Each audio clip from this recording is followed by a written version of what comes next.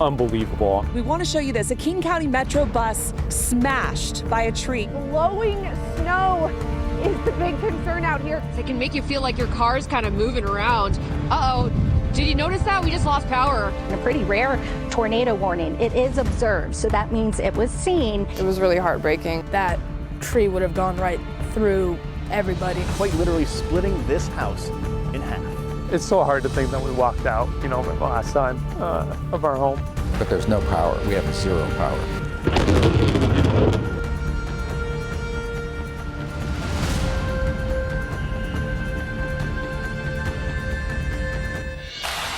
Sometimes weather doesn't just arrive, it explodes. 1 year ago, we all experienced when a historic bomb cyclone tore through our region, killing several people, devastating homes, and leaving communities in the dark for days. Tonight, in this 1 hour King 5 special, we look back at what happened, what the recovery process looks like now in communities hit hardest, and look at the lessons learned for the next storm. King 5's Jake Wittenberg takes us back to the heart of this storm and reminds us of nature's power and fury. With every mile it passed over the Pacific, the radar signaled a warning about a storm of historic proportion. The physics was terrifying. A record-tying drop in atmospheric pressure essentially created a massive vacuum, then a swirling storm that underwent bombogenesis, creating what's known as a bomb cyclone. Going to be these strong winds that we're going to see here with this system as it really strengthens out over the Pacific. King 5 meteorologists warned of damaging winds. And by nightfall on November 19th, those warnings became reality. Uh-oh. Did you notice that? We just lost power. The street light just went out. The strongest hurricane-force gusts ripped through western Washington, hitting East King County the hardest, uprooting trees, sending debris flying. In Seattle, a Metro bus took a direct hit. I heard a big crack and a boom. It happened really quickly. Across the region, disaster struck. All many could do was hunker down for the night and wait out the storm in the darkness. Not even our mountain passes were spared, with a rare blizzard warning also in effect. Blowing snow is the big concern out here, creating those visibility issues. It was a long night. At dawn, the scope of the damage was coming into focus. I was shocked to see so many power outages. But look at all the east side red here, all of those spots marking a substation or a power outage of some kind. Puget Sound Energy estimates 400 miles of its transmission lines were tangled or destroyed in the winds. Utility crews across the region scrambled to keep up, and in many cases it was still too dangerous to be working. At the height of the storm, nearly 1 million homes and businesses were without electricity, and it was clear some would be without power for days or weeks. But I did not expect this level of disaster. Countless buildings were damaged or destroyed, including this century-old church in Hoquiam. This is a miracle in the sense that no one got injured. We also learned of the storm's first victims. In Linwood, a woman in her 50s seeking refuge in a homeless encampment was tragically killed by a falling tree. Oh my God. And in Bellevue's Bridal Trails neighborhood, a crashing tree killed a 65-year-old woman in her home. And in the days that followed, the cleanup. We were very fortunate how and where it fell on that corner. Neighborhood after neighborhood was buried in trees and branches. And now the wind and the storm is continuing and coming back around, so it's adding to the mess. And neighbors without electricity were left leaning on each other, waiting for hundreds of utility crews to try and recover the power. We have a neighborhood here that we'll look out for each other, and we'll get through this. Our King 5 cameras captured incredible damage and close calls. In Kingston, a 275-foot tree made easy work of this family home. So this is the kitchen. The destruction was just staggering. As far back as records go, a cyclone as strong as the 2024 bomb cyclone is the strongest ever to hit in the month of November. There's no words to explain how we feel. Reminding us all about the overwhelming power of nature anytime, anywhere. Jake Wittenberg, King 5 News. We saw some of the worst damage at this home in Kitsap County. As you can see, this tree split this home in half. 1 year later, North Bureau Chief Eric Wilkinson is checking in with the homeowners who are still trying to rebuild. Yeah, so this is where my bedroom was. This was Jackson McKelvey's special place, the Kingston vacation home where he spent summers and holidays since he was born, a family tradition for more than half a century. It's just been kind of sad to especially see a place like this that I've obviously grown up in. It's been tough to see it like this. 1 year ago, an historic storm toppled a neighbor's 275-foot tree, quite literally splitting this home in half. It's just a picture, but this is how little they were when we were up here. 3 generations of family were preparing to spend Thanksgiving here. Jackson's mom, Tira, can't bear to think what could have happened if the storm had hit a week later. We're so fortunate nobody was here, because that's what we need to hold on to, is that we're all still here. The rubble here was all cleared away back in February, but a slow permitting process has kept the family from rebuilding. 1 full year after the bomb cyclone, aftershocks are still being felt. Tira's parents bought the home in 1971. Now in their 80s, she says the destruction is taking an emotional and physical toll. It's broken their hearts, and yeah,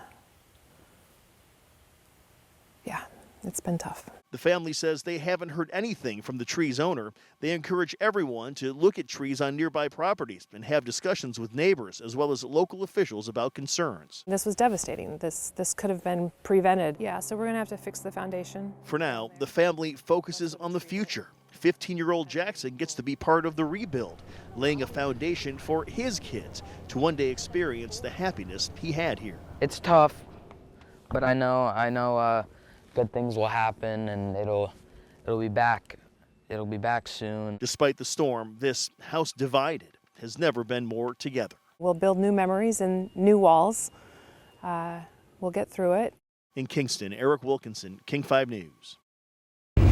The element that caused the most widespread impact is wind. Gusts as strong as what is felt in a hurricane rip through the Northwest, prompting multiple watches, warnings, and advisories, including a hurricane-force wind warning. Meteorologist Adam Claiborne tracked those alerts a year ago and reminds us what we saw and how this storm compares to others. The bomb cyclone back in 2024 was definitely a memorable storm. I mean, just look at some of these tidbits right here. We saw waves that were up around 25 feet or higher in some instances. We had a rare blizzard warning that was issued. Plus, we saw multiple reports of gusts being closer to 60, 70 miles per hour. Peak gust coming in at 77 miles per hour at sunrise. Now, that is hurricane force wind. And when you have that, of course, you're going to be doing damage. We're going to talk about that here in just a bit, but wanted to show you this storm and yes, what happened. You had this bomb cyclone that was out in the middle of the Pacific, and what you had was rapid intensification or rapid strengthening. And during that process, we saw the pressure or the strength of the storm itself drop 24 millibars within a 24-hour period. And that's what technically classifies it as a bomb cyclone or bombogenesis, what we like to call it.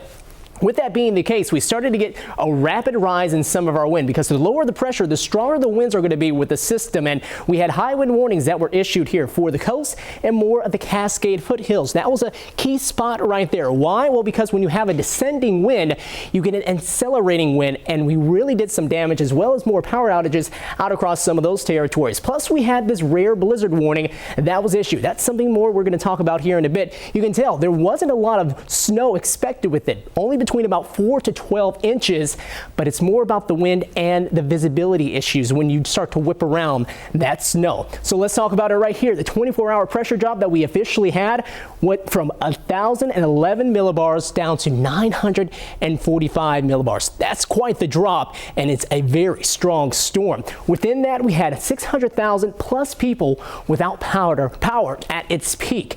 And yes, we did have another storm into February that was another pretty strong storm. That pressure dropped down to 980 millibars, but not completely the same. And yes, we didn't really have a blizzard warning with that one, but with this one, we did. And meteorologist Leah Pizzetti was out in that blizzard warning. And coming up, she is going to talk about why we saw that blizzard warning and why it's so rare. Issaquah was one of the areas most impacted by the storm. Schools and neighborhoods took on heavy damage, and much of the school district lost power and internet for days. King 5's Savannah Welch is showing us how the district recovered and what they're doing to be ready for the next big storm. The bomb cyclone about a year ago was a very hard moment because it was a confluence of challenging factors. When the storm hit, power went out, roads were blocked, and trees crashed onto school roofs. It's amazing, isn't it? Forcing Issaquah schools to close for days. We had to go quite old school and ask people to tell their neighbors and to use word of mouth to make sure people understood that we were closed, that we had limited communications. There's a lot of damage still on all of our campuses, so I'm just asking people to continue to stay off of our campuses. 2 schools near the Issaquah Commons were hit the hardest, with trees and power lines blocking roads and slowing cleanup. Holly Street Early Learning Center and Issaquah Valley Elementary had a lot of trees down, and in particular, trees had fallen on the roofs of both of those sites. The most significant damage was at the Holly Street Learning Center, and then there was some minor damage at Issaquah Valley that we had to relocate one classroom while we repaired that roof. The outages left many families struggling, with students trying to find places to charge devices or access the internet, and teachers unable to send out classwork. Now the district is hoping to get the community on board to help make upgrades for the future. We know that we are coming up for a renewal in our levies coming up in February, so it's important that we maintain and sustain our work, and that set of levies will actually help us with our critical repairs and capital projects, so that we are always modernizing our HVAC systems and keeping our power systems up to date, so that when these events do hit us, we can recover more quickly. When powerful storms like this slam Western Washington, the first question many ask is, are they happening more often? Longtime King 5 meteorologist Rich Marriott says there's no clear evidence of that. We only tend to see a few every decade, so it's a pretty small data set. And we really don't have good data before about 1960 when we got satellites, because a lot of stuff happened out in the Pacific that we never knew about unless a ship just happened to go underneath it. Still, as this latest storm showed, even rare events can cause major damage, and the superintendent says community connections are key to getting through them. Human, relationships matter, and so when we have hard moments, we can check in on each other and help to make sure our neighbors and partners are doing okay, and we can figure out what we can share to help lighten the load and to navigate a tough situation. I'm Drew Mickelson in Hoquiam. Remember last year's bomb cyclone? A lightning strike blew the steeple off the top of this longtime church in Hoquiam. Coming up, why repairs are taking longer than expected and costing a lot more. Plus, the storm spun up a water spout off the Washington coast. We have a look back at this rare tornado warning coming up.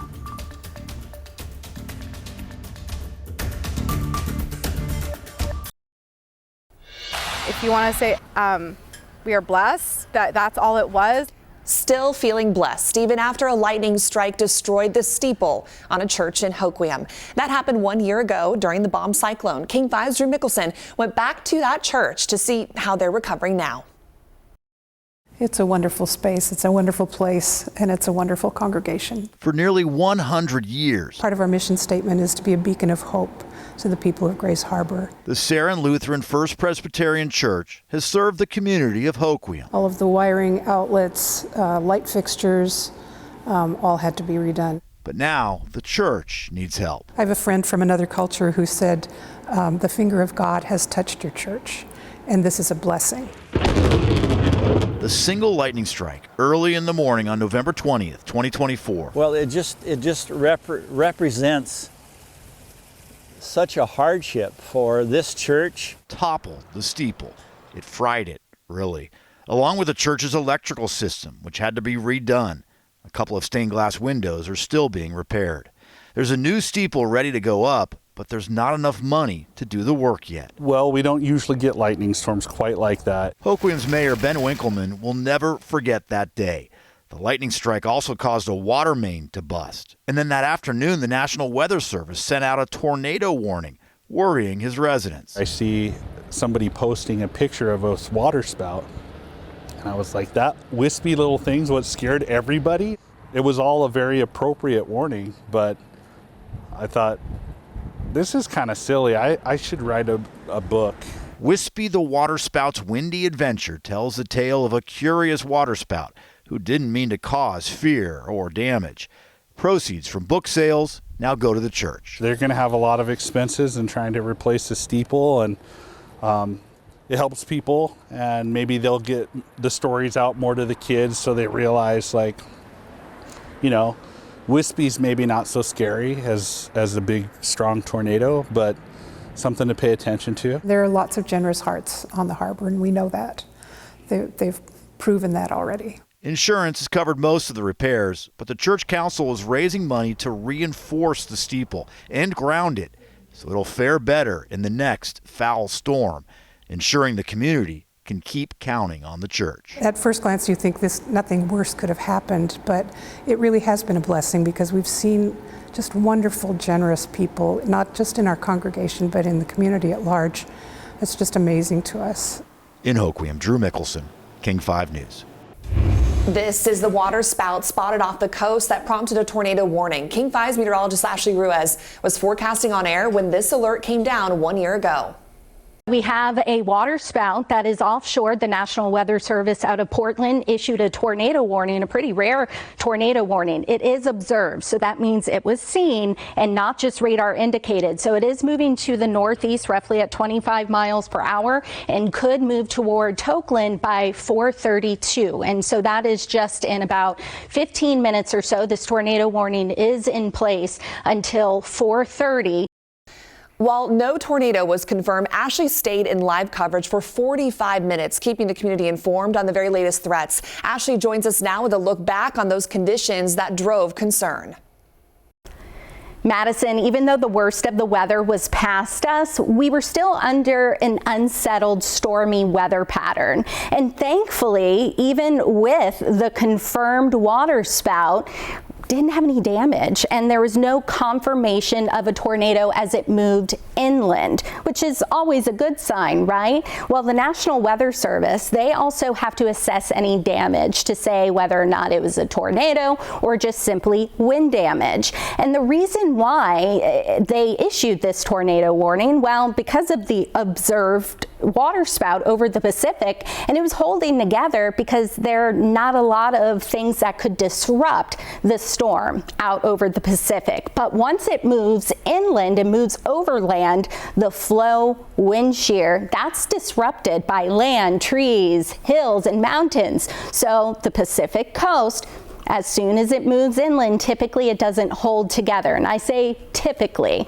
but it might look scary off the coast, but still something to take seriously, especially if you ever hear a special marine warning and you live right on the beach. Still something to pay attention to because they can cause water spouts and they could briefly move ashore.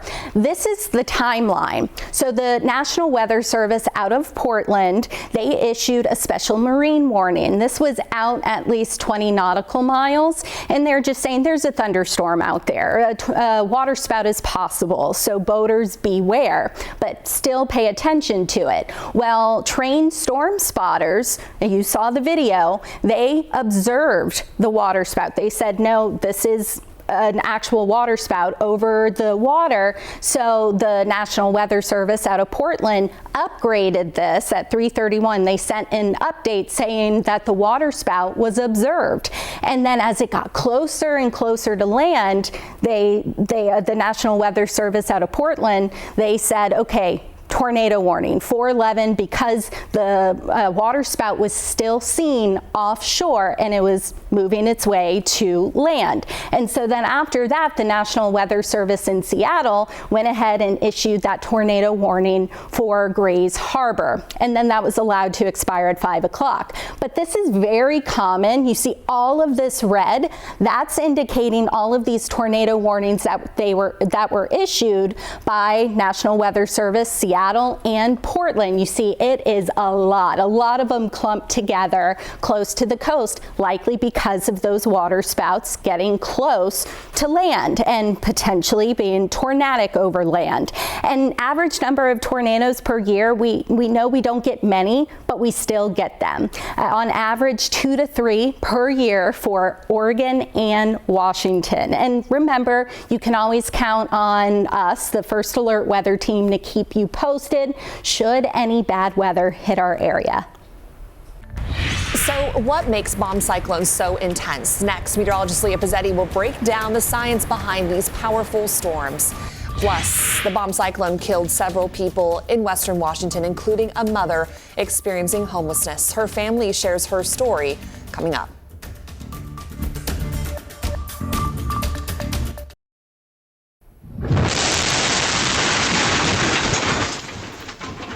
That tree nearly split a Whatcom County house in half. Luckily, everyone survived, even the cats you saw in that video. I spoke with the homeowners after the storm as they toured the devastation. The bomb cyclone storm roared on Tuesday night. We could see and hear trees falling down and cracking everywhere. We had never experienced anything like this in the valley before. It was just unbelievable. Aaron Noyce and his wife just got home when they noticed a tree already fell and rolled into their garage when they heard a loud noise. We heard the cracking and it was like, that sounds super close. And then next thing we knew, we were basically standing right here and watched the thing come down in real time. And that was, 3-4 minutes after we had just been in the garage, which is. And it was caught on camera. You can see Aaron's cats start to dart away from the kitchen. And then.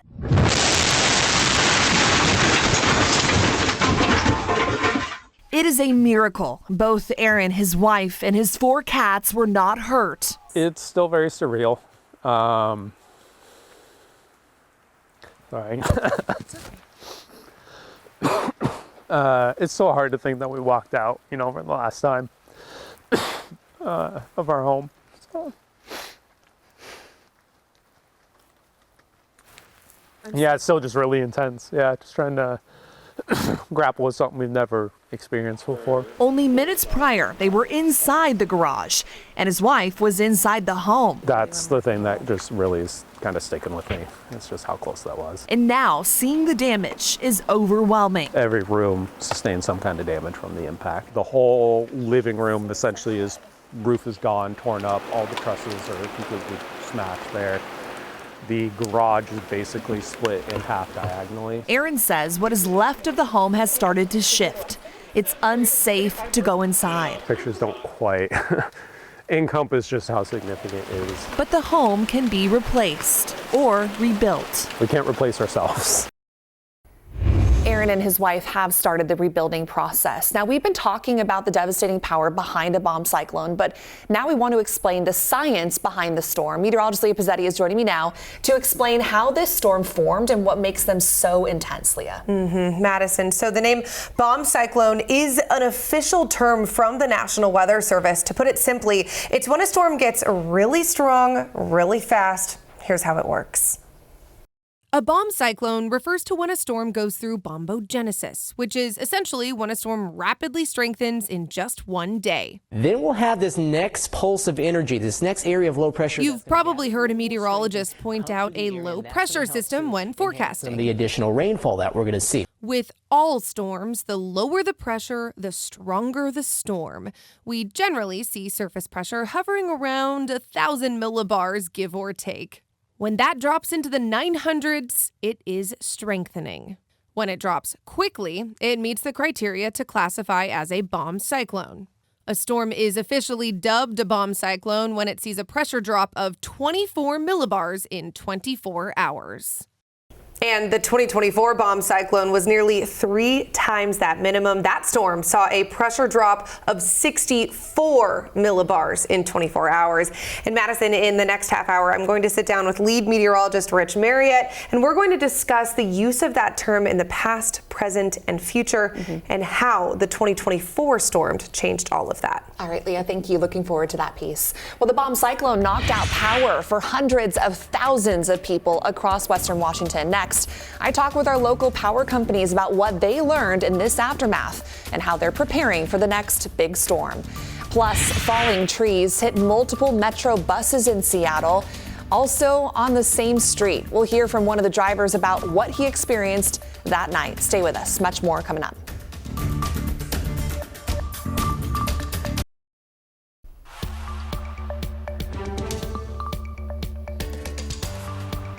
The bomb cyclone knocked out power for more than 600,000 customers across western Washington. That mountain of outages was from downed power lines and blown transformers. Puget Sound Energy, for example, had 418 miles of transmission lines down. I spoke with 3 of the hardest hit utility companies to hear what they've learned and adjusted since this historic storm. We saw a significant amount of tree failures, and the level of damage associated with that was significant. Puget Sound Energy was prepared to respond the night of the bomb cyclone because of the forecasted winds. This storm was exceptionally challenging due to the number of tree failures, and our crews were spending significant time just cutting their way in just to start making repairs to our infrastructure. So many trees fell. PSC responded to 3,500 damage points to their transmission lines, more than 400 miles of lines down. This led to nearly 1,400 repair jobs. PSC saw full restoration in 8 days. We were assessing all the way into day 6, day 7, and it was an 8-day duration storm, and we were assessing damage all the way through. Snohomish PUD crews were also very busy at work that night and in the days and weeks after to restore power. We've spent a lot of time reflecting on that experience, and I can say with a lot of confidence that our crews did an amazing job responding to that storm and getting people restored as quickly as possible. But we can always do better, and we've spent the last year really focused on how can we continue to improve with our customers. Both Snohomish PUD and Puget Sound Energy made significant improvements to their outage maps after the bomb cyclone. Our outage map now offers a circuit view so that customers can actually see the circuit they're on, because we get asked often, why do I not have power but my neighbors do? So now they can see that level of detail on the outage map. One of our lessons learned was that our outage map and the processes associated with it, that we needed to do a lot of work to improve the clarity of that information for customers and be prepared for all seasons. Seattle City Light also saw significant outages. We peaked out at 114,000 customers that had lost power.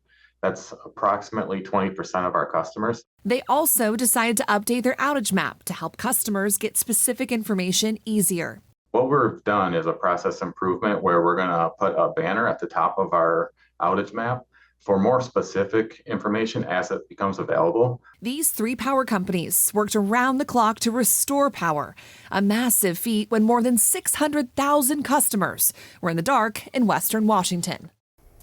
Trees toppling down during the storm created some of the worst damage and most dangerous moments for people. I was out reporting that night when my photojournalist and I discovered a tree had crashed on top of a Metro bus in North Seattle. Here's our story that aired a year ago. Greg, we are right here in between Wedgwood and Lake City. We want to show you this. A King County Metro bus smashed by a tree. This is again on 35th Avenue Northeast between 95th and 96th.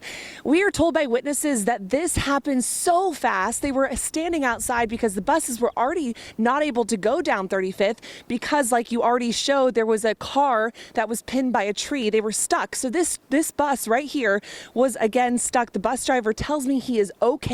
No one was on board when this happened, but people who are here in this neighborhood say how scary it was. Here with me is Raj. He lives right next door to where this happened. So Raj, what did you see and what did you hear? It wasn't so much what I see, but I heard a big crack and a boom. It happened really quickly. Since it's dark, we couldn't really see much, but we heard the boom and we ran over from the street corner up to the bus driver, who was really shaken, and he was getting out how lucky he was, how after he's just, you couldn't understand what you're looking at first.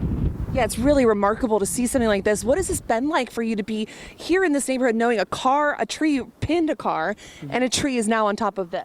Well, these trees are notorious for falling over, so I kind of expected some trees coming down. Nothing like this though. This is crazy.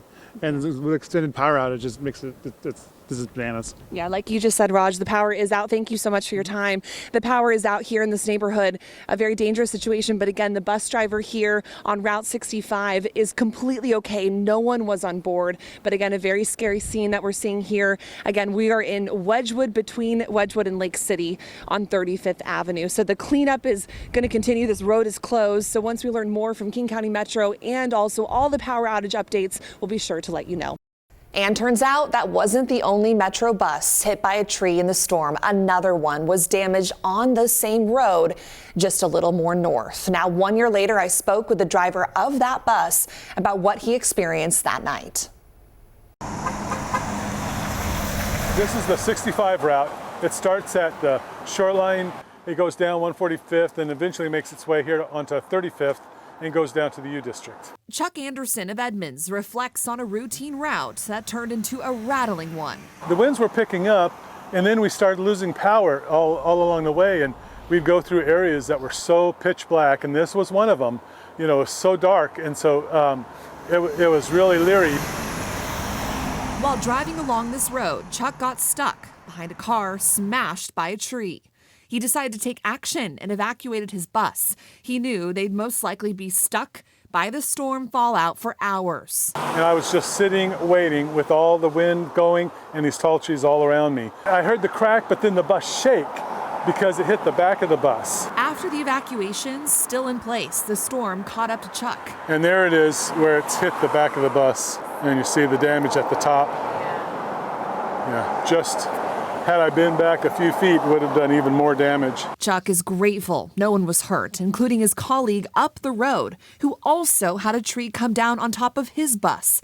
The same scene my photographer and I reported from the night of the storm. It's not that we could have gotten out of the situation, but I think we did what was smart and good to do in a safety way. The storm also brought a rare blizzard warning to the Cascades. Conditions deteriorated throughout the day, with some drivers braving the elements to try to make it over the mountains in time. We are used to seeing snow in the passes, but not blizzards. During this storm, King 5's meteorologist Leah Pizzetti reported from the thick of this on Stevens Pass. She's joining us now, looking back on this rare alert, Leah. Yeah, Madison, we heard blizzard warning and we knew we had to head for the hills. So I was covering the storm live from the mountains when that blizzard warning was in place. Here's a little bit of that coverage.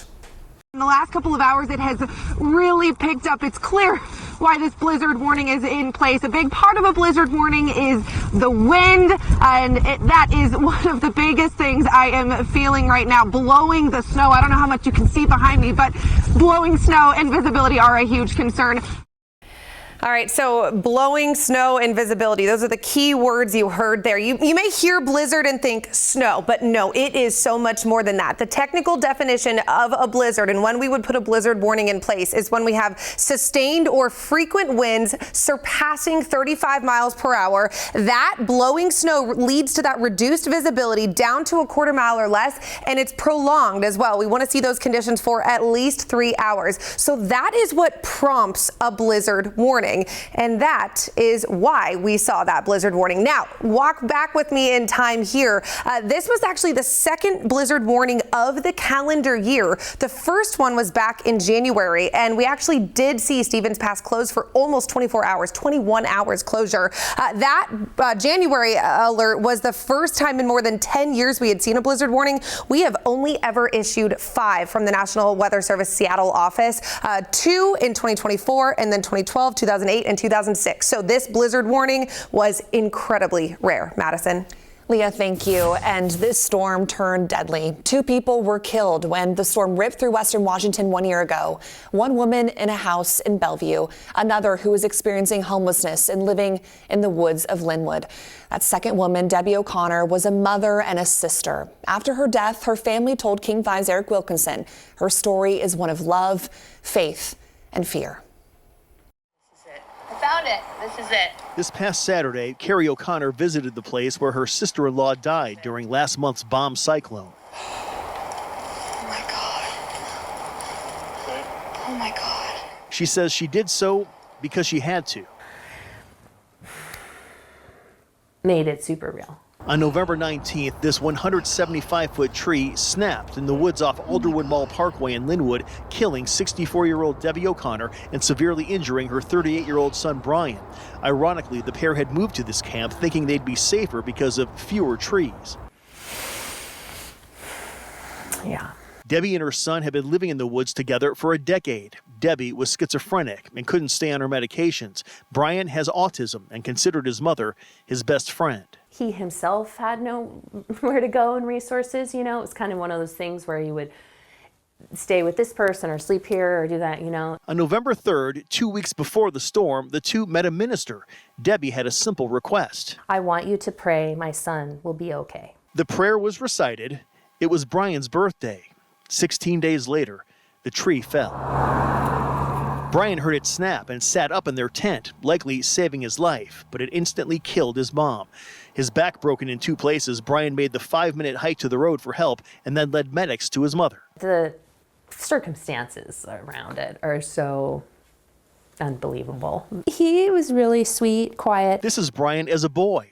As a man, he must start his life all over with literally nothing to his name. No money, no home, no job, his mother and best friend gone. He's currently staying with family. That prayer sustaining him until he can find his way home. He's never lived on his own. He's, gone through this really traumatic event. So anytime it comes up or we talk about it, he's, really just starts shaking and is really traumatized. She's still with him and around him and watching over him. Eric Wilkinson, King 5 News. I was pretty down on people when someone steals your mom's life support at 2:40 in the morning. His life-saving generator was stolen during the storm, but a stranger stepped in to help. That story is next. Still ahead, the term bomb cyclone sounds jarring. It may be the first time you've heard it, but it's actually been around for decades. I sit down with senior meteorologist Rich Marriott, and we talk about the history of that term and how we will use it moving forward. An Enumclaw man and his mother were among the hundreds of thousands of people who lost power in the storm. Adding insult to injury, the generator that he borrowed to keep her oxygen tank running was stolen. A week later, King 5's Jim Nelson brought us this heartwarming update.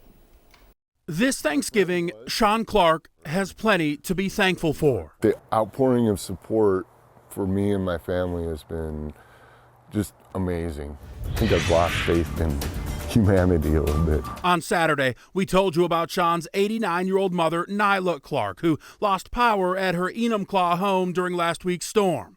The power that ran her oxygen tank. Property crime can be more than that. I just wanted to get the story out that, so maybe it doesn't happen to them. Nyla is in home hospice care with heart, lung, and kidney failure. Sean borrowed a generator from a friend, but it was stolen. I was pretty down on people when someone steals your mom's life support at 2:40 in the morning. Nyla had to stay in the hospital until her power was back on. I'm still angry that people are that thoughtless. Little did Sean know that a kind soul 90 miles away in Stanwood up in Snohomish County saw our initial story and wanted to help. Through police, they connected and met here in SeaTac. Honda 1000 generator. That guy donated his own generator that once powered his wife's oxygen machine. He started it for me when I picked it up, and he just handed it out and said, have a great day. The donor, who wants to remain anonymous, told me by phone he just wanted to help. It puts my heart to ease to know if something happens, I do have backup for her. But Sean knows his mother's time is limited. Once my mom passes, I'm going to take it over to the police department or the fire department and say, if you have somebody, please take this and offer it to them if something like that happens to them. Can you imagine suffocating because you can't get oxygen, your lungs aren't working? It's truly the gift of life. A gift that Sean hopes will be the one that keeps on giving. In Enumclaw, Jim Nelson, King 5 News. During the storm, many people said they never heard the term bomb cyclone. Next, King 5 meteorologists Rich Marriott and Leah Pizzetti will sit down to talk about the history of this term and the storm. Welcome back. I'm joined by senior meteorologist Rich Marriott. And Rich, we're going to be able to give a little bit of context into bomb cyclones as a whole, the history of the term, and I want to also talk about moving forward, how we as a weather team are going to kind of honor and remember this storm, but also be able to give context and accurate forecast moving forward. So let's start with the history. Okay. So the term bomb cyclone is not something we made up. Nope. I think a lot of people said, oh, where did this come from? Not a media term, at least not initially. When we go through our training to become meteorologists, just like any subject in school, you have your glossary, right? You can look back on, and there's lots of terms that maybe don't come up all the time. The term bomb cyclone was first formally published in 1980. Yeah. So it's been around. In a journal paper, and it defined exactly what constituted a bomb cyclone, which was basically a low deepening 24 millibars in 24 hours. And you have been forecasting at King 5 for 38 years. You've been in Washington for 50 years now, professionally speaking. You founded the Northwest Avalanche Center 50 years ago. Have you used the term bomb cyclone prior to this storm? Oh yeah, absolutely. I mean, I think it got into use within meteorology really in the 90s. I think we saw increased use of it. You can track it way back though, because they used to call them weather bombs. This was back in the early 20th century, because for maritime purposes, they would see these really intense low pressures out there, and they called them weather bombs at that point. And that was just kind of informal amongst people who were forecasting, et cetera. And then as time went on, we got into the 40s and 50s, and that kind of weather bomb became part of the vernacular at that point. Why do you think it caught people off guard this time around? Or maybe it stuck a little bit. It felt like every headline said bomb cyclone. We call this storm the bomb cyclone, and everyone knows what we talk about with this specific storm now. Why did it kind of maybe hit like wildfire this time? Well, I think one was the results of it. I mean, you hear that and you see what happened, it's going to stick with you for a while. And you have to remember, we had a bomb cyclone that ripped through here in 2021, October 24th, 2021. We had 50 to 60 mile per hour winds within Puget Sound, and we had 80 mile per hour winds out along the coast with that one. This one was just, I mean, it was dramatic. And part of that is it wasn't just the wind, there was the snow, and then there was a cascading effect of, trees down, power outages, transportation hung up. So I can't help but wonder if maybe social media plays a role as well. Absolutely. Because it's a jarring term. You hear it and you take a pause. Bomb cyclone. And when we have headline, 20 years ago, we didn't have social media. We didn't have headlines circulating in the way that we do now. So maybe it just circulated more now than it did in the past. Well, I think part of it is 20 years ago, it was circulated more professionally. Social media, we just had one recently. There was a computer model run that brought a very intense low over the northwest tip of the state, which would be a really big windstorm. I bet it was like, I forget, it was 4 or 5 days out. Those sorts of things change with time. But it was all over social media. There was another bomb cyclone possibly coming. And then, of course, the model changed, the low went somewhere else, and we didn't have any winds with it. So, but now again, people have heard bomb cyclone.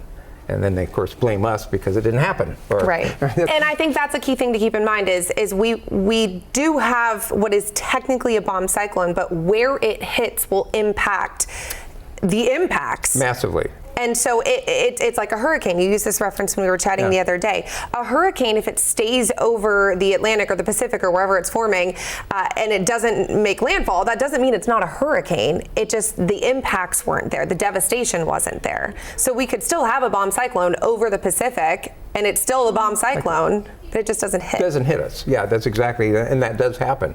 And I think if you compare some of the big storms, the Columbus Day windstorm, of course, that's the landmark for big windstorms. We don't know for sure, but we're pretty sure that it probably was a bomb cyclone. Let's talk about moving forward.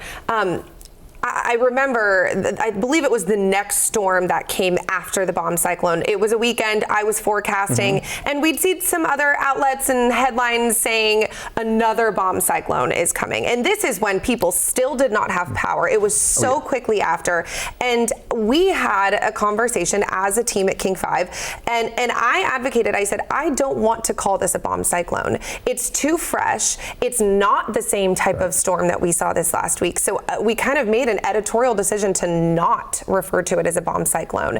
How do you think, as our senior meteorologist, moving forward, we as a weather team can do the community the best service we can when we refer to something as a bomb cyclone, because technically it could be a bomb cyclone. As we said, they happen fairly often, but people now have this standard that they hold it to. Well, yeah, when they hear that, they think something's bomb cyclone's coming. We need to, as professionals, we need to send them, whatever we call it, we need to send an appropriate message out to the public saying that this is coming, you know, this is what we think it's going to do. It's not going to be as bad. And no matter what you call it, because the track might be different, the weather situation might be different, no matter what you call it, it's not going to have as big base effect on us. Yeah. Yeah. All right. Lessons learned. Rich, thank you so much for your insight. We are so lucky to have you and your just wealth of knowledge. Thank you. I appreciate it. All right. Thank you. Still ahead, the power outages canceled school for a lot of kids. We talked with some teens who decided to help clean up the damage in their neighborhood. Through the storm's aftermath, we heard so many stories about neighbors helping neighbors. King 5's Maddie White spoke with some teen helpers in the Cottage Lake neighborhood near Woodinville. Cottage Lake's only grocery store stayed open with what little power they had left. But neighbors need ice and propane, and they're out of both. It's a dark situation, one that Oh, you got it. earlier in the day, Yeah, that drone is sick as hell. I know, it's awesome. some high school students recognized. Seeing like all the trees that fell down and stuff. They too had no power or school to attend. Can't really play video games without Wi-Fi. So twins Jaden and Mason Burry called up their friends. And they were like, dude, let's go help out. Help out is exactly what they did. We just kind of went door to door for the first hour asking if people needed help. The woman inside this Cottage Lake home needed that help. There's a fallen tree right here. We sawed off. It was covering almost the whole driveway. They cleaned everything up for her after doing the same for another family. Did your parents raise you to be these kinds of people? Yeah, I mean, I guess so. Our parents basically raised us to like put other people first and not for sure. us. Same with my especially like older people who are having a harder time doing this. Yep. But yeah. And as we look back on the last year, I think that story really just hits home for all of us. Neighbors helping neighbors when people need it most. This storm really made a huge impact across our state. Thank you so much for joining us for this special coverage 1 year after the bomb cyclone hit Western Washington. Keep watching King 5 Plus to stay prepared for the very latest weather in your area.